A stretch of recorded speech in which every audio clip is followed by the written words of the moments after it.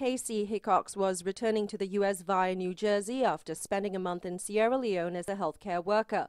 She was the first patient quarantined under the state's quarantine policy that had been in effect for a few days. It exceeded precautions adopted at the federal level. After several days in quarantine, she's being discharged and allowed to return home. But her case has fueled an already contentious debate about whether a mandatory automatic quarantine was necessary, a debate that has prompted both states to modify those restrictions. If there are no symptoms, the state is implementing a quarantine at home, which there will be monitoring twice a day by health professionals, but it's a quarantine that allows family members and friends to visit with the returning healthcare professional. I understand that some people may believe the 21-day home quarantine is a burden. I would ask for their cooperation and understanding.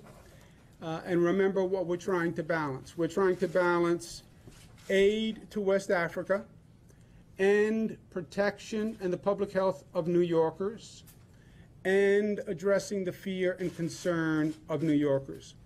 The change in policy came over the weekend as health officials and scientists criticized the previous mandatory quarantines for unnecessarily ostracizing health workers who volunteer their time and risk their lives to treat patients in West Africa.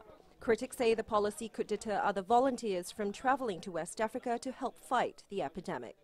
Anthony Banbury, the head of the UN Ebola mission UNMIA, said decisions should be based on science and fact, not hype and hysteria, while the UN Secretary General Ban Ki-moon said that the measures were unnecessary as returning healthcare workers showing symptoms of Ebola should be supported, not stigmatized.